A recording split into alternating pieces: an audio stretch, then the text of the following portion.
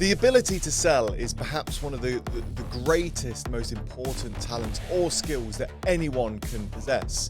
Of course, yes, within business, and I'll come on to that in due course, but within life. If you can sell, do anything. Hello and welcome to the latest episode of the Sales Circle podcast.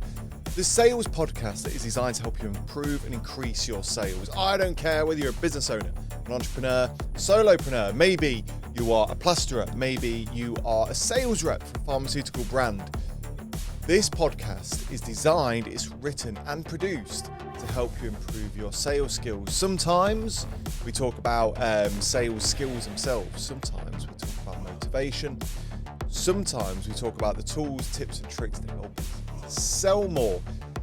My name is Rob Spence, an internationally renowned sales trainer, sales author, sales coach, and the managing director of a wonderful company, Paragon Sales Solutions. And welcome to this week's episode. It's always a delight to sit down and record with you. Those eagle-eye viewers will know that I've trimmed a bit too hard on the old beard, so I'm now beardless.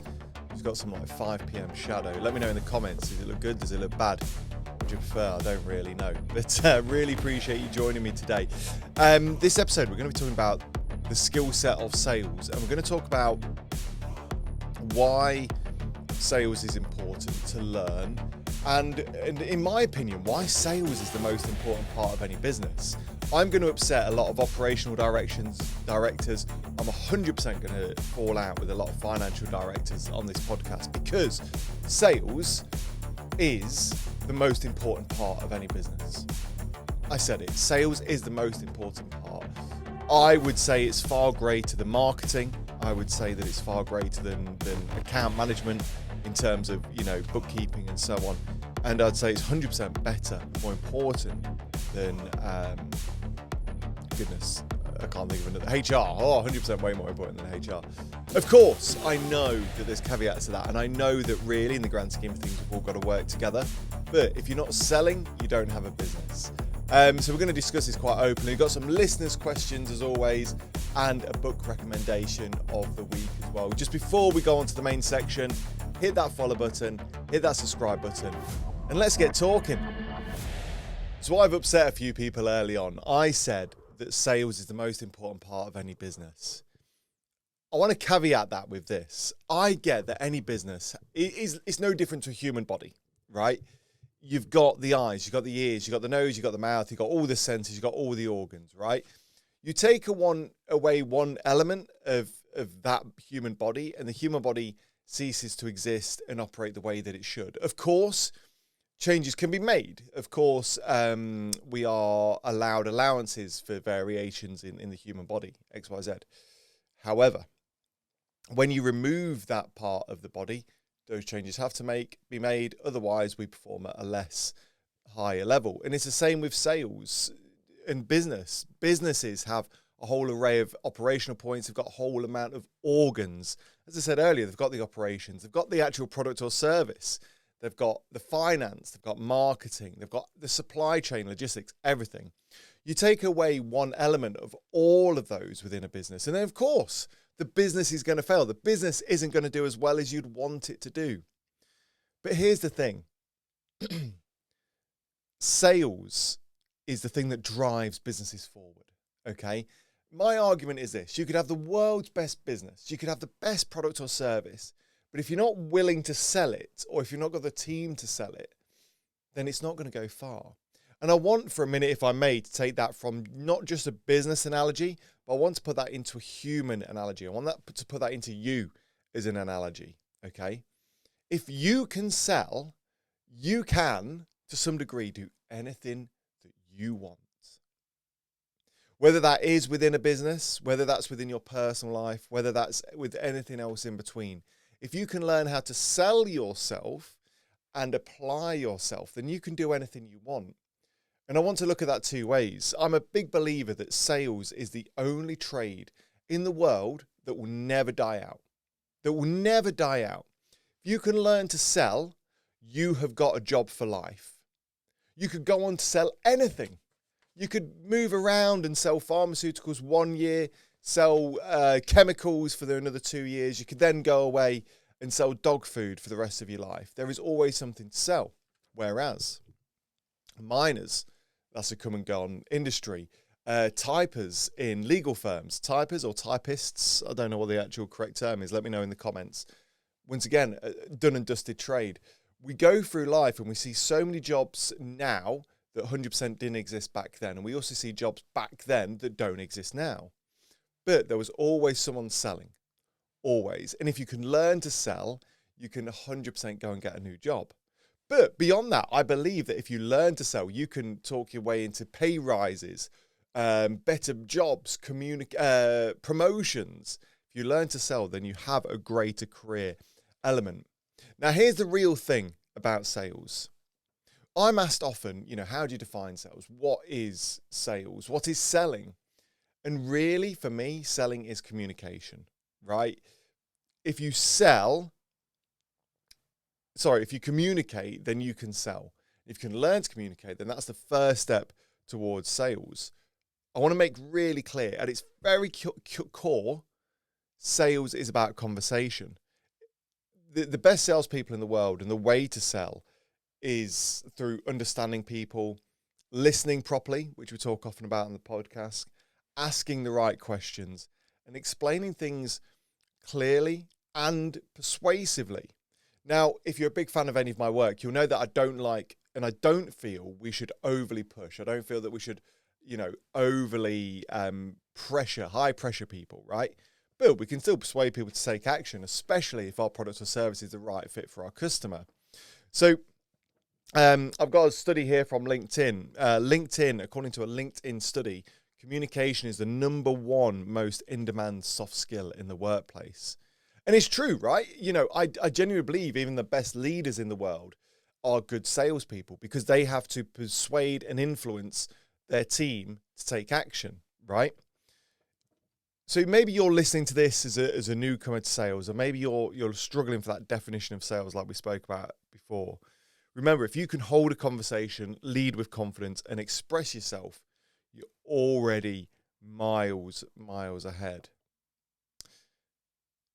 So what else does sales teach us?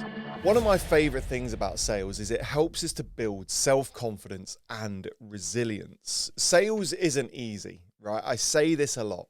Sales is perhaps one of the hardest things that you can ever do. You face so much in a day. It's stressful, it's forceful, but you learn how to overcome rejection. You learn how to handle silence. You learn how to deal with objections, and you learn or you face people who say no when you've absolutely given it your all. So if you think from a day-to-day point of view, sales isn't always, you must work in sales. You must be super rich, right? You must be super successful. Oh my God. Absolutely, there is success and there are successful, success stories. However, sales comes with it such a horrible, at times, rejection-laden, pressure, stressful day-to-day job that is quite unmatched to some degree. A study by Salesforce actually found that 83% of top-performing salespeople credit their success to mindset and mental resilience, not scripts or strategies. So here's the thing. If you're looking to increase your sales and you keep looking for these cheap fixes of, the next script or the next cold call opener or the best objection handling, 83% of top-performing salespeople credit their success to mindset and mental resilience. So actually, sales is less about those quick fixes, and it's more about being clever up here, being smart up here. I do think that also then develops into life, into both business and personal relationships as well. I think if you can learn to communicate and learn to sell, then there are 100% sort of knock-on skill effects that aren't just based upon your business or your career, but actually further down as well. Let's explore as well the benefits of problem solving. I penned a phrase years ago. I'm sure it's nothing new. I used to buy and sell antiques, right? Quite low level. Made some good money from it. It was just a side hustle, right? It was a side hustle before side hustles became the thing, right? It was a side hustle before side hustles became cool. And I used to buy and sell antiques, art, simply because I I wanted to change the way that living rooms looked. That was my mission, right? I know it sounds sad, but I was sick of walking into living rooms and you're seeing the old fucking live, laugh, love signs, or the artwork that you can buy from Next, or, you know, the thing that someone's picked up from George whilst doing their weekly shop.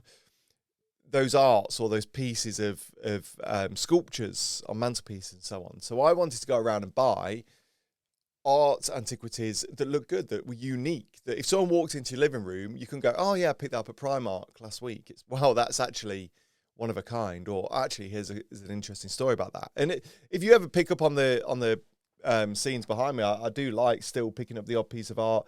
I've got a collection of art pieces that I use in the set, and every week we change. At the minute, she's just off camera actually. This was a collaboration by a local Leicester artist, Danielle Tomlinson. Wonderful artist, by the way. Go check out her work. And a local charity called Memphis. Wonderful artist. She's absolutely great. And I believe that everyone should have some good art. Anyway, I digress. There was the phrase I penned at the time was, there's a solution to every problem, right? It's a simple phrase. I'm sure I wasn't the first one to say it, right? But there truly is a solution to every problem. I think from a mindset point of view, if we stop seeing problems and start to think about more solutions, the world becomes a brighter place and a better place. Your life becomes a better place, right? And it's the same with sales, right? A good salesperson, and one of the simplest ways to turn on to becoming a good salesperson is through problem solving. The best salespeople I've ever trained, coached, nurtured, even worked with are problem solvers. They recognize problems within industries, within sectors, within individuals, and then they solve that problem by selling a product or service. It becomes really simple. They see a gap, a problem, or a challenge, and they just figure out the best way to fix it. Now, Harvard Business Review found that the most successful leaders in the world ranked problem solving as the most transferable sales skill. So once again, if you're trying to develop sales skills within yourself, within your team, think about how you can get them to become better problem solvers. In fact, actually, I do a lot of work and I deliver a lot of sales training to, I'd call them sales teams that aren't sales teams. Okay, so customer service people that, you know, never intended to get into sales, but of course they've got to sell, right? And I love that kind of sales training, to be fair. And one of the key things we kind of work on and talk about and deliver workshops on is just becoming that person of influence / problem solving. You know, even if you're in customer service, you're doing your customer a massive disservice if you're not selling them the right product or solution to save them time, to save them hassle, right? And that's the mindset shift that you need to do. And I think we can then transfer that that sales skill into life. You know, life is full of curveballs. Life is full of ups and downs and problems and everything else in between. But if we learn how to adjust, then we're absolutely miles ahead. Just finally, before we go on to some listeners' questions, I recommended a book last week by Anthony Robbins. Awaken the Giant Within, I think, was the book I recommended. And in one of his books, it might not be that book, Tony Robbins talks about steering into the curve, right? And Tony Robbins talks about how when you go on a driving course and you're dealing with how to get out of a skid, what the driving instructors teach you to do is to drive into the skid, to turn into the skid. And I'm sure you would have been taught the same too. If you start to try and turn away from the skid and turn away from that losing of control, you lose control more, right? But actually, sometimes you've got to face things head on and take it. And I think it's the same with both, you know, problem solving skills within sales, but within life as well. If we try and push into the solution, we come out far stronger than if we try and run away and escape. So we're going to go on to some listeners' questions in a second, just after this very short message. Just a quick reminder, we are proud to be partnered with Monday.com CRM. If you are looking for a fantastic CRM solution that's great for businesses of all shapes and sizes, whether you are working on your own, whether you're working in a team, then we recommend Monday.com CRM. As a multi-award winning sales and marketing agency, we have worked with pretty much every CRM system known to man and womankind, both the mass producted, services or niche industry-specific CRMs as well. And Monday.com CRM is the one that always stands out from the crowd. It's quick, easy to use, everything's on the drive, and I love their new AI and automation. It just saves time, because let's face it, what salespeople want to be spending time doing admin. If you're looking for a new CRM system that's going to help you to increase your sales, that's going to help you save time and effort and hassle, then try out Monday.com CRM. As a thank you for being a part of the podcast, you'll see a link in the comments below. Click on that link, you'll get some free access and some extra goodies as well.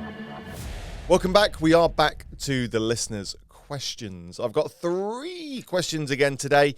As a reminder, if you do have any burning sales growth, any business growth, or any sales questions at all, I'd love to hear from you. Whether you're struggling with a certain objection, whether you're being ghosted constantly, I'd love to hear from you. Send a question into thesalescircleofficial@gmail.com or send us a comment on any of the social media platforms and we'll get back to them as soon as we can. This one is from Ellie over in Bristol. Ellie says, Rob, I'm not in sales, but I want to get better at speaking up in meetings. Will sales help? Absolutely. I think really sales is a great skill that allows us to communicate better, as we said at the start of the thing. The one thing to remember, Ellie, wasn't it, is that anything like that takes time and practice, right? Learning how to sell won't make you a better speaker overnight. You've got to practice, you've got to rehearse, you've got to film yourself, you've got to watch yourself back, you've got to be able to do it again and again and again. However, learning sales will teach you the skills around persuasion, around being an authority. It'll help you to read the room by judging people's body languages, and it'll just help you, get better at, I'll say the word public speaking. It doesn't sound like public speaking to a degree, but it kind of feels that way, especially when you're in a boardroom of, 8 or 12 or 15 people or whatever, or even with your friends, right? So what I will say, Ellie, is practice, practice, practice. But also, yes, sales will help you to become more authoritative, more persuasive, read the room, and understand the direction in what you want to say. So thanks so much for the question. Reese says, is sales really a life skill if you're not in business? 100%. We are all salespeople, right? I'll say that again for those at the back. We are all salespeople, right? If you are in a relationship, you sometimes have to sell the idea of eating or drinking at a certain restaurant, right? If you are a father or a mother or a carer, you've got to sell the idea of sending the children an hour early to bed, right? If you work in a business, you have got to sell the idea of you getting a promotion. If you're trying to apply for a job is the perfect example of selling yourself to get the deal, i.e. you getting the job. If you're trying to get a refund, if you're trying to complain and get some money off something, once again, you're trying to sell the idea as to why you deserve that refund or that rebate or whatever. There are 100 examples I can say here, Reese, but 100%, sales isn't just about, the cold, hard salespeople, the Wolf of Wall Street, making money all day, every day. Sales is about persuading people and communicating with people to take a route that you want them to take. Right, so 100%. I think it's very much a life skill, no matter how you look at it. But thanks so much for the question. This one's anonymous, but they say, "What's the best way to teach sales skills to young people?" Good question, I suppose. Is how young, right? I think we as sales leaders, as any form of leaders, we're in a good position to teach sales the right way. Right, sales doesn't have to be the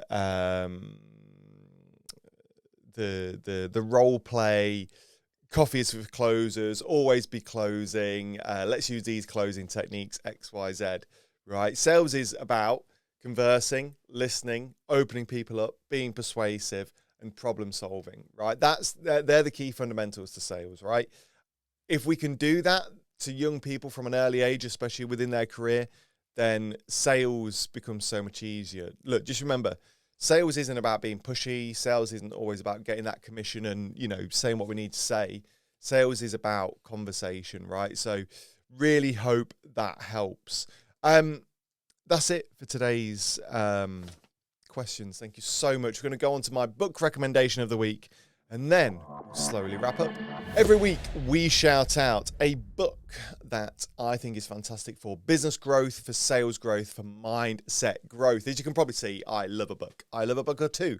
I love a book or three, although I'm one of these people that can't read like more than one book at once. I need to finish a book. No matter how shit it is, I'll keep plowing through.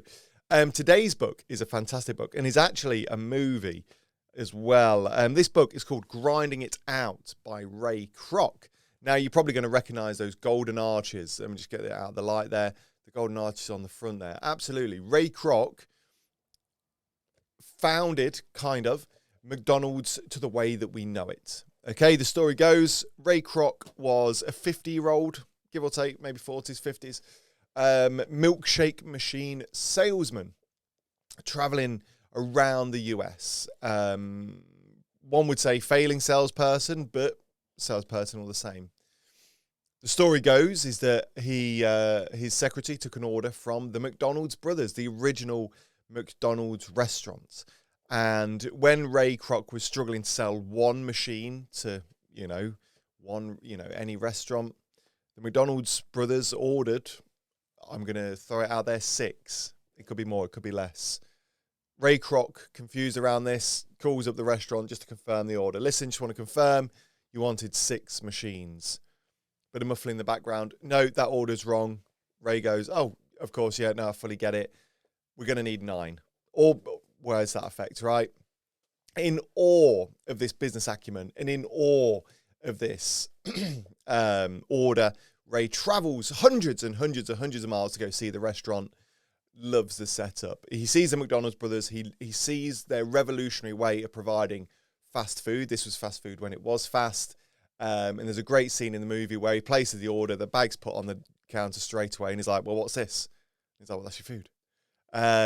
From there, Ray Kroc goes on to build the McDonald's franchise. Now, of course, there is some, what's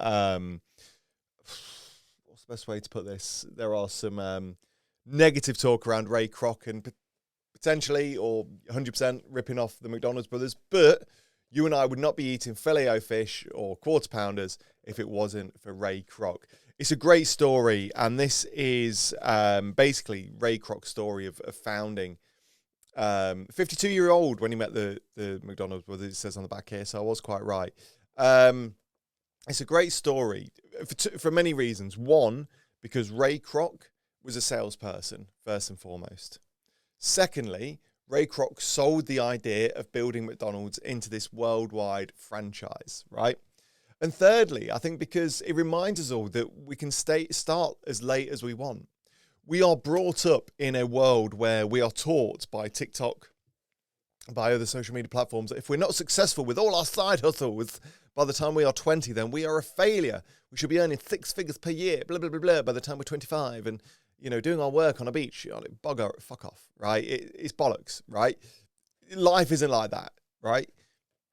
Ray Kroc proves us that even at 52, you can go on and have this most incredible successful career to the point where he became a billionaire, I've no doubt. So please do go grab a copy. It's a great read, a great story. And of course, the book, I should say, is called The Founder, which is, I think, available on Netflix. They may have taken it away, but yeah, you'll be able to find it somewhere. The Founder. It was only released, probably 10 years ago, give or take. But a link to this book will be available in the comments or the video description below.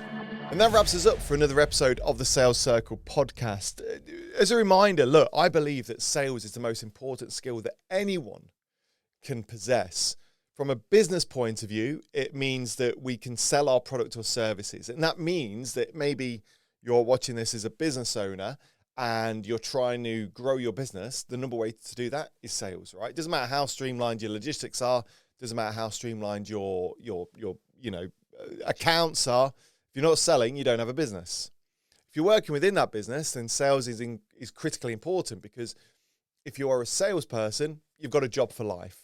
All you got to do is just change what you sell, right? Of course, if you're not in sales, maybe you're a marketeer. The ability to sell will help you understand the mindset around buying decisions, which will allow you to market better. But also, when a promotion opens up, you've then got the sales skills to persuade your bosses to hire you, right? Or maybe, you're trying to persuade and influence a client to take action on a website that you're building or whatever, right? And then beyond that, your life skills, right? We are all salespeople. Sometimes we have to ask for refunds. Sometimes we have to ask for extensions on deadlines, right? Whatever it is, we are all sales people. If you learn to sell, you've got a skill for life. Thanks so much for joining me on this week's episode of The Sales Circle. As always, these episodes come out every single Thursday, pretty much without fail.